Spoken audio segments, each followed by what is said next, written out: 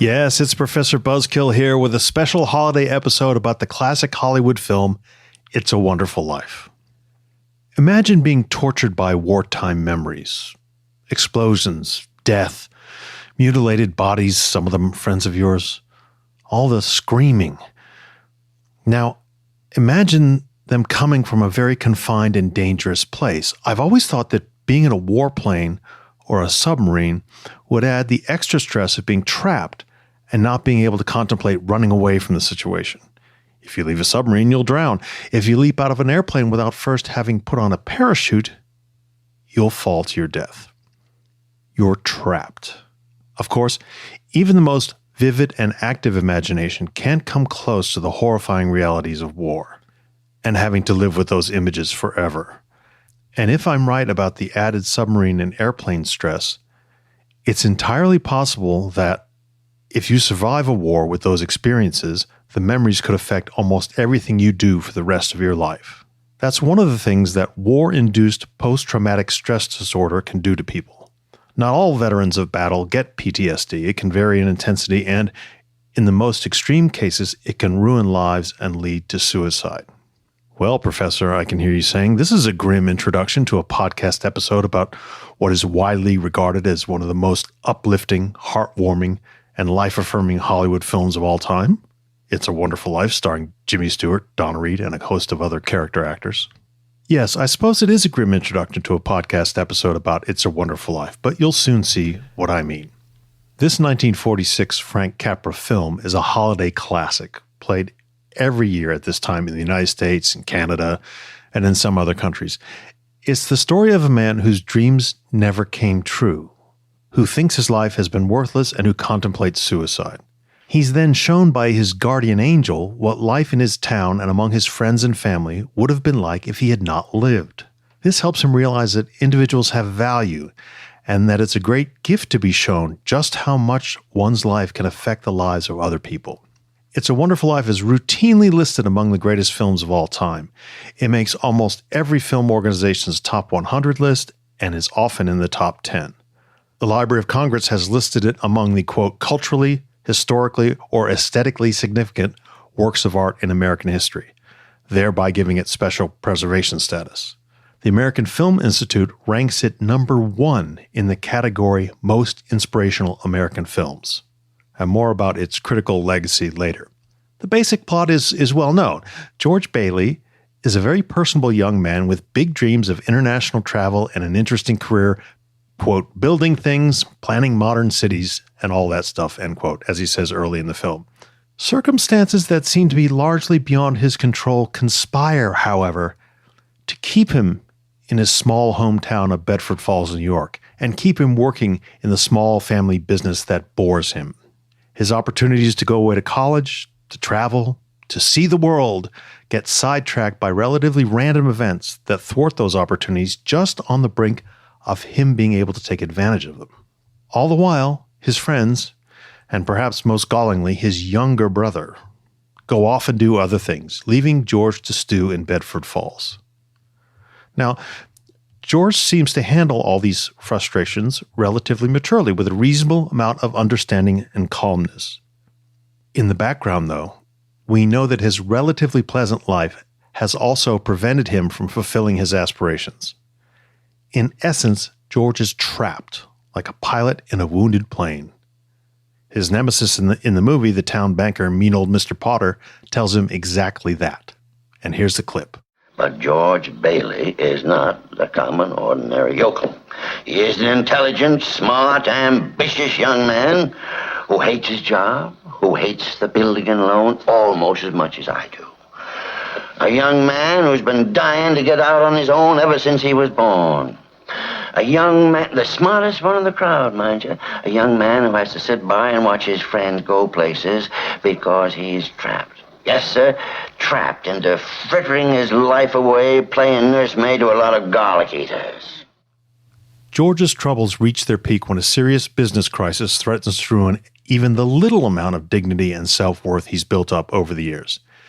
In the space of more or less one day, George goes from being a relatively content man, more or less resigned to the fact that while never being able to go adventuring and living the life of his youthful dreams, his life has been more or less as good as one can hope. He goes from that to becoming convinced that his life has been worthless and that he's actually worth more dead than alive because of his life insurance policy. As he explains to Clarence, the guardian angel who's sent from heaven to stop George from killing himself, "I guess it would have been better if I'd never been born." And here's the original line delivered by Jimmy Stewart. I suppose it'd been better if I'd never been born at all. What'd you say? I said I wish I'd never been born. Clarence the angel is shocked, but then he sees an opportunity, an angelic teaching moment in the parlance of our times. Wait a minute. That's an idea. What do you think? Yeah, that'll do it. All right. You've got your wish. You've never been born. Clarence arranges it with the heavenly higher-ups to give George a glimpse of what life and his hometown of Bedford Falls would have been like if he had never been born. The town has become Pottersville, named after the greedy banker and major landlord, Mr. Potter. Clarence then leads George through the town to show him how Bedford Falls/Potterville had developed and what had happened to his friends and his family in a world where he had never existed. As you might expect from a Hollywood script, things weren't so good in the George Bailey free world. Rather than the sleepy and friendly Bedford Falls where he had grown up, Pottersville is a relatively raucous and slightly seedy place, and no one knows who he is. Of course, the woman who would have been his mother doesn't recognize him, and neither does the woman who would have been his wife. Eventually, the shock of it all leads George to realize that his life did have value and that he actually does want to have been born. He begs Clarence to let him live again. Clarence! Clarence! Help me, Clarence! Get me back! Get me back! I don't care what happens to me! Get me back to my wife and kids! Help me, Clarence, please! Please! I want to live again! I want to live again! I want to live again! Please, God, let me live again. His wish is granted, and George returns to his house with his friends and family there, all of them having worked together to help solve the business problem that nearly drove him to suicide. And, it's implied, all things in George's wonderful life remain happy ever after. Anyone who's seen the film recognizes and appreciates the wide range of emotion that Jimmy Stewart had to command in order to be able to play a character who goes through a lifetime of frustration, peaks of happiness, canyons of despair, and perhaps most difficult of all, he does it in a wonderfully convincing way. Even the hard-hearted cynic like yours truly sees the art and the talent and the skill in what Stewart was able to do. But was it all just art, talent, and skill? Now here's where we get to one of the big myths about It's a Wonderful Life, and where I explain why I started this episode talking about war trauma and PTSD. A Facebook and social media post flies around the internet at this time of year about Jimmy Stewart and his experiences as a World War II aviator and bomber pilot. We've put a link to this Facebook post in the blog post for this episode on ProfessorBuzzkill.com. The Facebook page where that post appears more or less tells the stories of American service members who have done extraordinary things during wartime. Perhaps the most popular post on that page is the one about Jimmy Stewart's World War II service and how it might have affected his acting in It's a Wonderful Life. The post tells the basic and very interesting story about Stewart joining the Army in 1941, of him pushing against the Army's attempts to have him make training films and raise money by selling war bonds, and of having Stewart more or less insist that he be given combat assignments. All this is true. The American military routinely used actors and celebrities in promotional and training roles, partly because they were very good at these tasks, and partly because, well, frankly, having a well-known person die in combat might have a dampening effect on wartime morale. And it's also true that Jimmy Stewart worked very hard to get himself posted to a combat unit. Stewart had been an accomplished licensed pilot before the war and had logged enough hours to make him an obvious choice to be a flight instructor for new pilots. but he pestered his superiors to let him transfer to the European theater to fly bombing missions as the Allies began heavy bombing of Germany in 1943-1944. The Army Air Corps finally relented, and he was sent to England to command B-24 Liberator bomber squadrons in their devastating missions over Germany. By all reliable accounts, Stewart was an excellent pilot, highly effective commander, and was superb at squadron organization and management. But the Facebook post then goes on to say, and this is a long quote, "But his wartime service came at a high personal price. In the final months of World War II, he was grounded for being flak happy, today called post-traumatic stress disorder, or PTSD. When he returned to the U.S. in August 1945, Stewart was a changed man. He'd lost so much weight that he looked sickly. He rarely slept, and when he did, he had nightmares of planes exploding and men falling through the air screaming. In one mission alone, his unit had lost 13 planes and 130 men, most of whom he knew personally. He was depressed, couldn't focus, and refused to talk to anyone about his wartime experiences. His acting career was all but over." As one of Stewart's biographers put it, every decision he made during the war was going to preserve life or cost lives. He took back to Hollywood all the stress that he had built up. In 1946, he got his break. He took the role of George Bailey, the suicidal father in It's a Wonderful Life. The rest is history. Actors and crew on the set realized that in many of the disturbing scenes of George Bailey unraveling in front of his family, Stewart wasn't acting. His PTSD was being captured on film for potentially millions to see. But despite Stewart's inner turmoil, making the movie was therapeutic for the combat veteran. He would go on to become one of the most accomplished and loved actors in American history. As many of us watch the classic Christmas film, It's a Wonderful Life, it's also a fitting time to remember the sacrifices of Jimmy Stewart and all the men who gave up so much to serve their country during wartime. We will always remember you. End quotation. Now, we can all agree with the final sentiment, that is, we should always remember and honor the sacrifice that military veterans made during World War II. But we should also be careful not to jump to conclusions or make unproven statements about the specifics of someone's service and how it affected their later life. To do so is not only historically dicey, but it risks overlooking and undervaluing the actual trauma that other service people suffered and still suffer. You can tell by the trajectory of what I'm saying here that I'm about to tell you that the story of Jimmy Stewart having PTSD that was induced by war trauma is untrue. But in doing so, I want to stress the difficulties in actually determining such things. Yes, undoubtedly, Jimmy Stewart must have seen horrific stuff during his bombing missions, even if at a distance. And it is certain that combat flying, especially when you're in a relatively slow airplane like a bomber, which is kind of an easy target for anti-aircraft fire, is incredibly stressful and wearing on a pilot's nerves and broader psychology. So I don't want to discount any of that.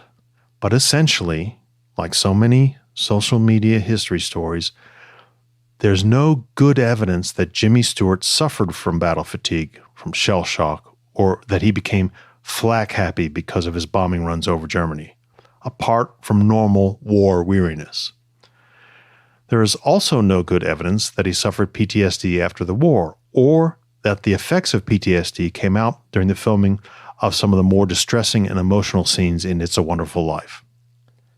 And there is absolutely no evidence that the, quote, actors and crew, as the Facebook post has it, on the production set of It's a Wonderful Life, and again, I'm quoting here, realized, end quote, that Stewart's acting in the more disturbing scenes came from war trauma. Again, this is not to say that it definitely didn't happen. Remember, when analyzing history, it's almost impossible to prove a negative. But I am saying there's no good evidence that it ever did happen. There are no Army Air Corps medical records to suggest that Jimmy Stewart suffered from these things or that he was grounded because of them. And there's plenty of good evidence to show that Jimmy Stewart's very effective and convincing performance in It's a Wonderful Life came from his talent, from his acting experience, and from Frank Capra's direction. It's easy to dismiss the PTSD acting story by an examination of Stewart's performances in his early career. From his first supporting roles in various theater productions in the early 1930s, critics quickly noticed his abilities to play a variety of parts from the upsetting to the comical. He broke into motion pictures in 1934, first as an uncredited extra, and then working in various supporting roles throughout the mid-1930s. Critics at the time usually ignored actors in smaller parts, but several writers, who'd also seen him perform in plays, wrote that their initial assessments of him as an excellent theater actor were borne out in his first films. In fact, the New York Herald Tribune complained that he was being underused as a side character in his first big film, 1935's The Murder Man.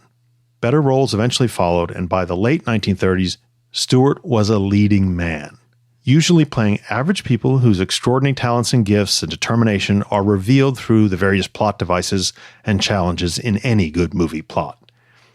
Even a cursory glance at his filmography and the critical reception of his work in the 1930s shows a very talented young actor working his way up the Hollywood ladder and sharpening his skills with each new picture.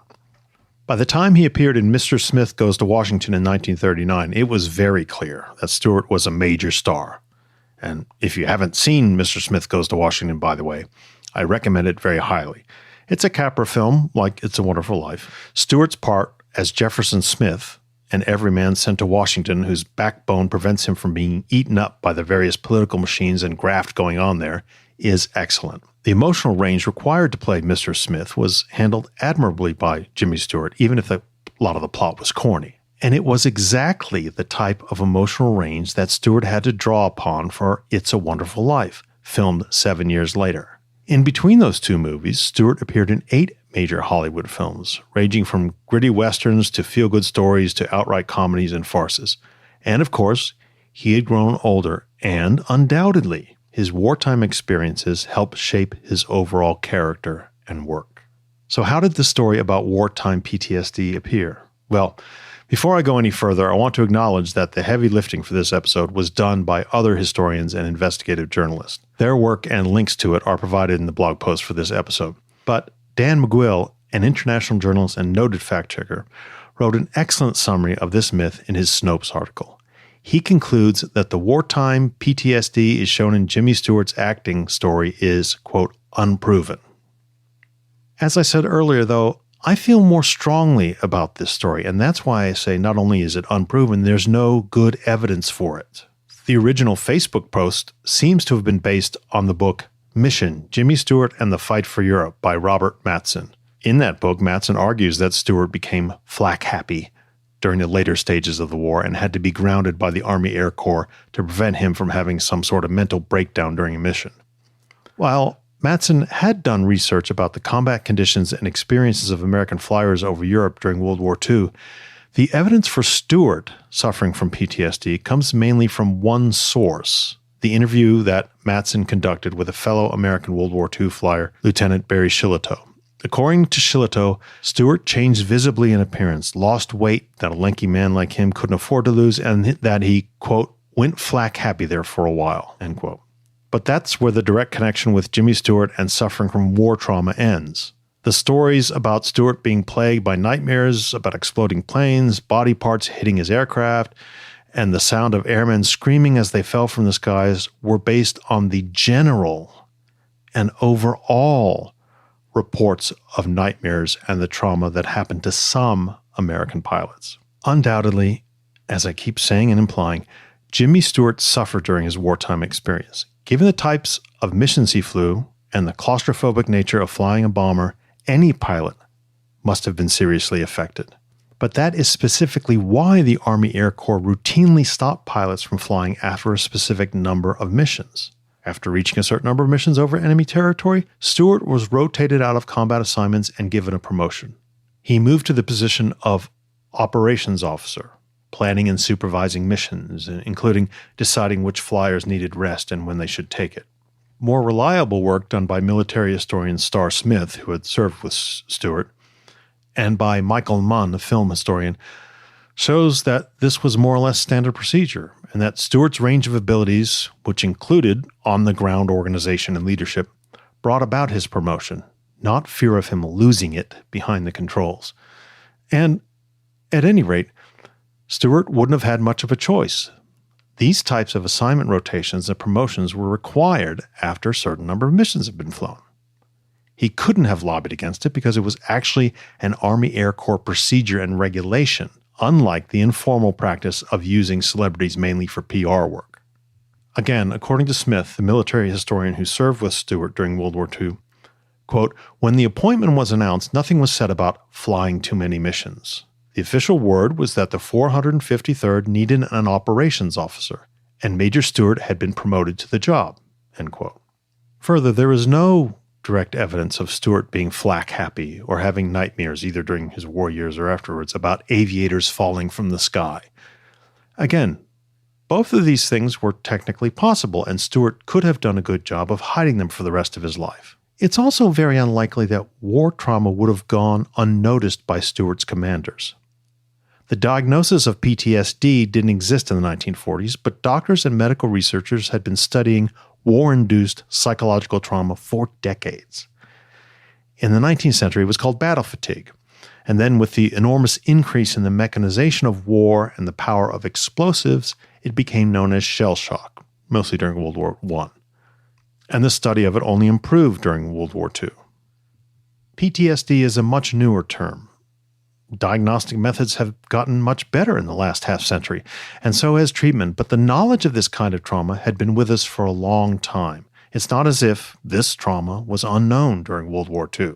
Still, the Jimmy Stewart World War II PTSD to It's a Wonderful Life story is a very hardy one.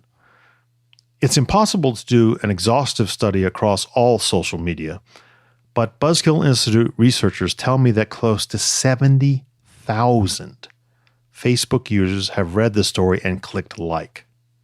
And the number of shares is impossible to determine. It's also very common to see it on Twitter and Instagram, especially this time of year. Now, unless and until there's some reasonably hard evidence for it, this story remains just that, a story. Like so many stories we've analyzed on this show over the years, its truth, and I'm putting truth in quotation marks here, relies on a number of fallacies. The first is, as I mentioned before, reasoning from the very general to the highly specific. That bomber pilots and crews sometimes witnessed horrific scenes of battle, and that therefore Jimmy Stewart must have seen such things as, quote, bodies falling through the air, end quote, and heard, quote, screams of falling airmen, end quote, even though there's no good evidence that he did. The story takes that as a given. And from there, it makes the assumption that Stewart's war trauma came through in his post-war acting, especially in the scenes of suicidal desperation in It's a Wonderful Life. Once you believe that there's enough evidence for the trauma in the first place, then everything else that follows in the story just seems to make sense. In this chain of reasoning, it's not surprising at all. In fact, it seems inevitable that Jimmy Stewart would draw on his emotional experience of being flak happy to make George Bailey's desperation seem more believable. As I've said, however, there's lots of good evidence that the range of emotion shown in Stewart's work on It's a Wonderful Life was built on 2 decades of increasingly sophisticated practice of his craft. Again, you only have to look at the climactic scenes in 1939's Mr. Smith Goes to Washington to see exactly the same display of acting skills, and nearly the exact same emotions that would show up in It's a Wonderful Life. Certainly, being in the war affected Stewart like it did everyone else, and it probably contributed to the maturity and subtlety displayed in the second half of his career. Despite the fact that all this makes me sound like an uber buzzkill, bordering on being a misanthrope, I do so because I think it's crucial to read the things you come across on social media and in emails with a skeptical eye. If the story sounds too good to be true, or if it has all the right answers pat down, it's probably weak on the evidence side, and the real, full story is certainly more complicated. If you can believe this story about Jimmy Stewart, war trauma, and It's a Wonderful Life, given how thinly sourced it is, No wonder people believe crazy political stories that fly across social media. Okay, now that I've ruined a part of your holiday warmth regarding that aspect of It's a Wonderful Life mythology, let me quickly address some of the minor myths and offer some other observations about the film. Despite being one of the most popular, highest ranked, and best loved movies of all time, It's a Wonderful Life was not an immediate hit when it was released on December 20th, 1946, competing with The Best Years of Our Lives, another brilliant, absolutely brilliant film. And with the Christmas feel-good movie Miracle on 34th Street, It's a Wonderful Life didn't seem to find a place or a niche with the public or with the critics. You'll often hear that the film was panned by the critics.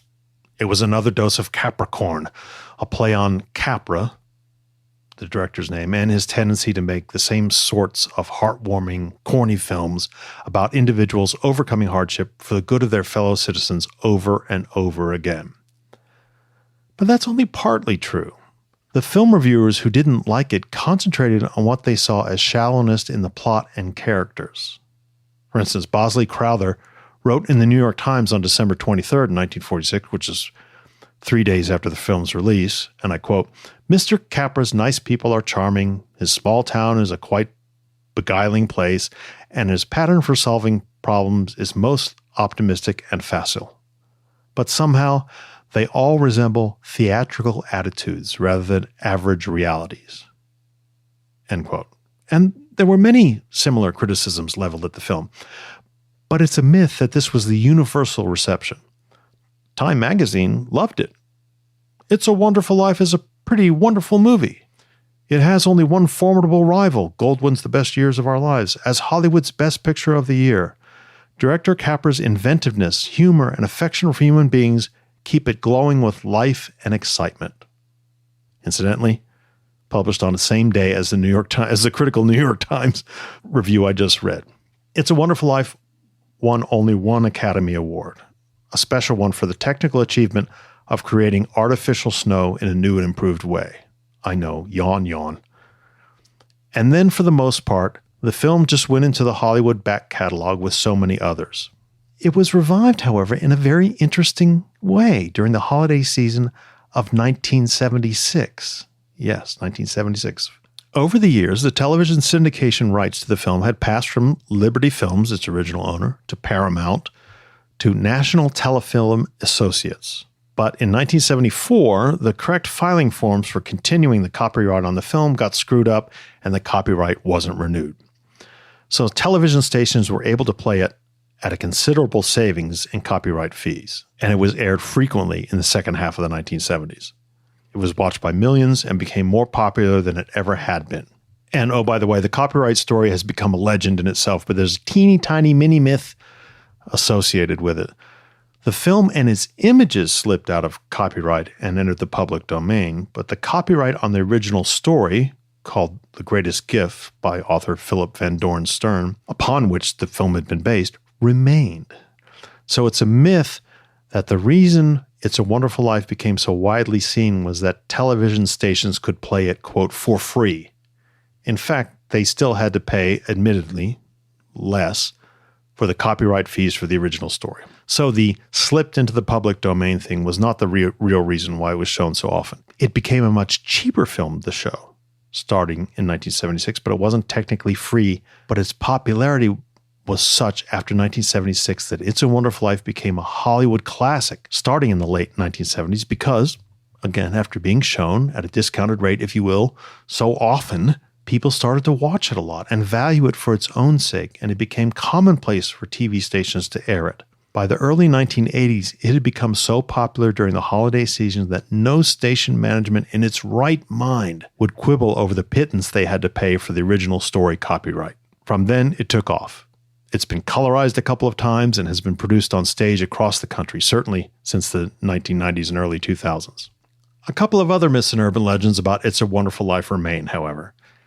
It's not true, for instance, that the popular characters Bert and Ernie on the children's program Sesame Street were named after two important characters in the film, Bert the cop and Ernie the cab driver.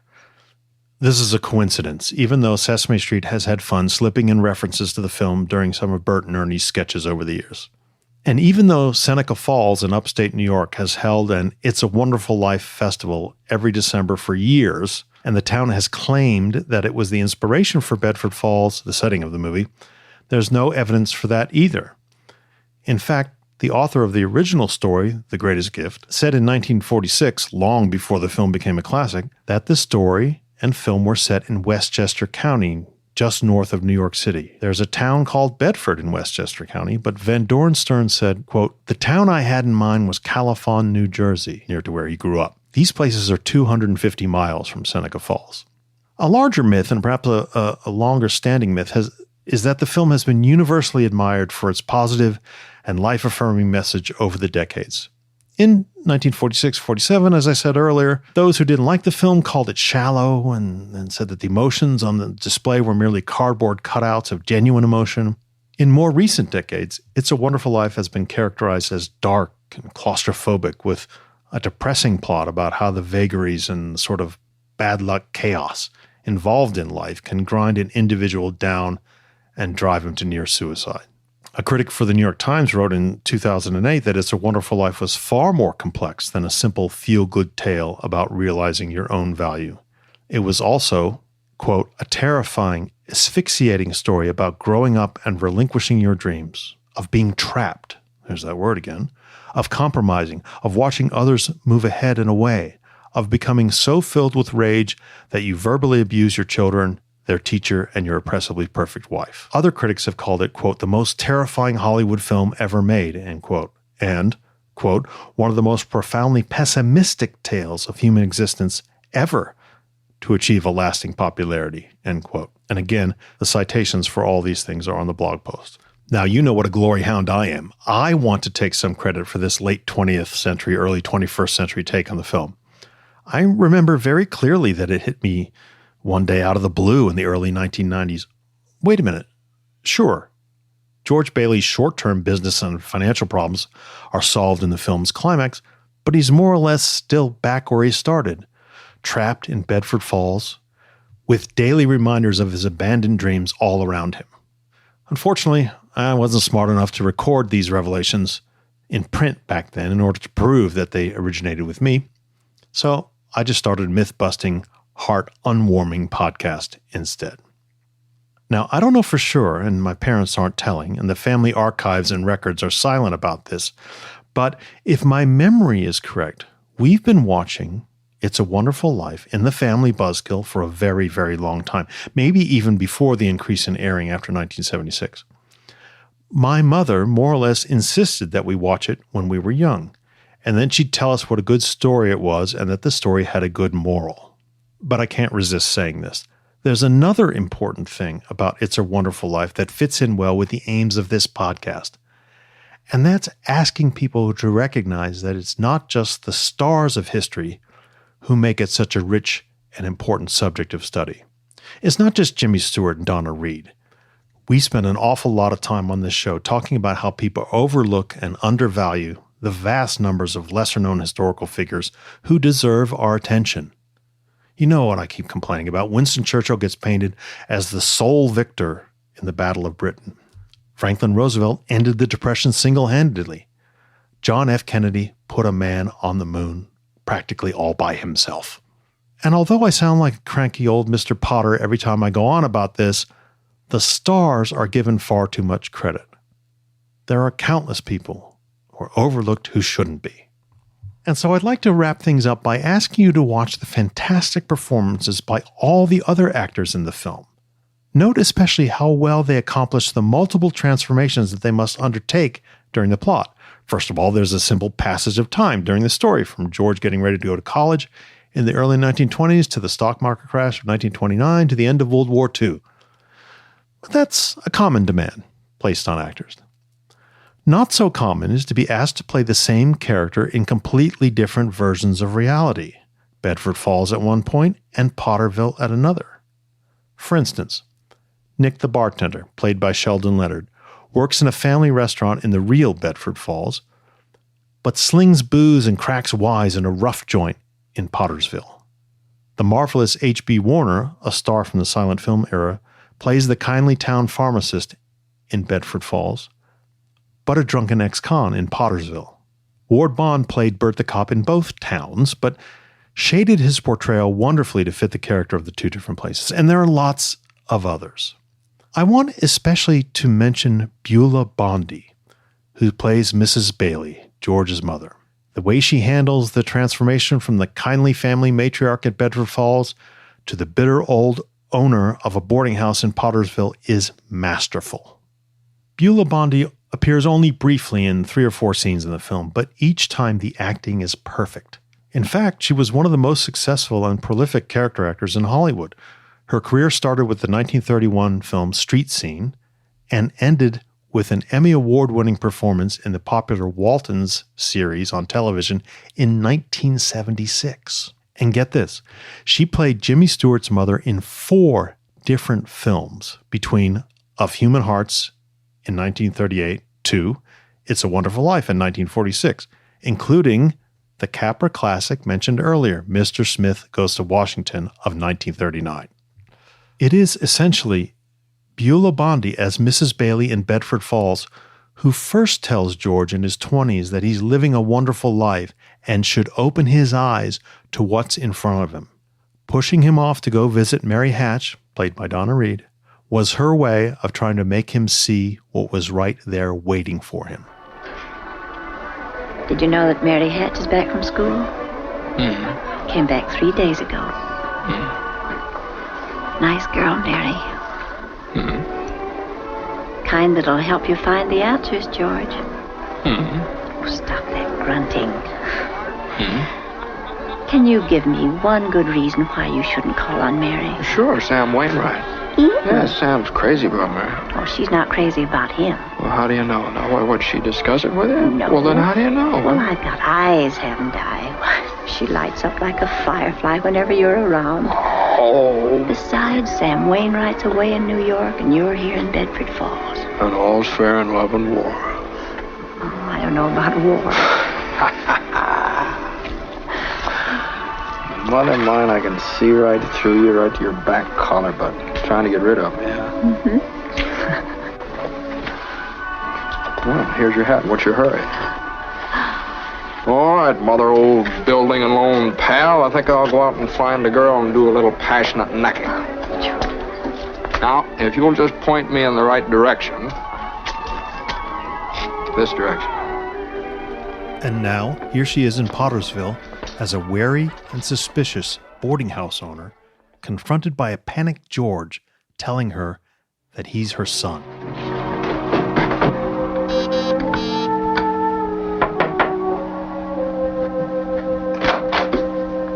Well? Mother. Mother, what do you want? Mother, this is George. I thought sure you'd remember me. George who? If you're looking for a room, there's no vacancy. Mother, listen, please help me. Something terrible's happened to me. I don't know what it is. Something's happened to everybody. Please let me come in and keep me here until I get over it. Get over what? I don't take in strangers unless they're sent here by somebody I know. What? Well, I know everybody you know.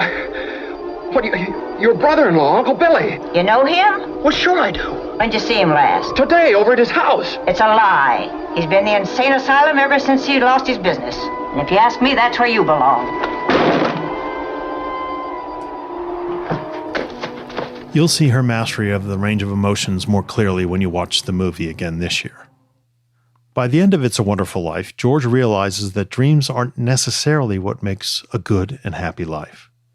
He learns that too much time spent with your eyes looking over the horizon and wondering what's over the next hill risks keeping you from appreciating what's right in front of you. And what's right in front of you may indeed be the fulfillment of your dreams. You just didn't realize it.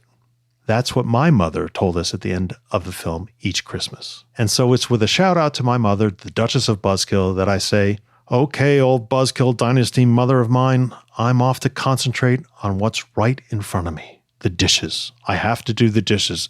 They're there because I have buzzlings to take care of in what I now realize is my wonderful life. And I'll say to you Buzzkillers out there that I'll talk to you next week. But right now, I'll let you join the party of the Bailey extended family and friends already in progress. Good idea, Ernie. A toast. To my big brother, George, the richest man in town.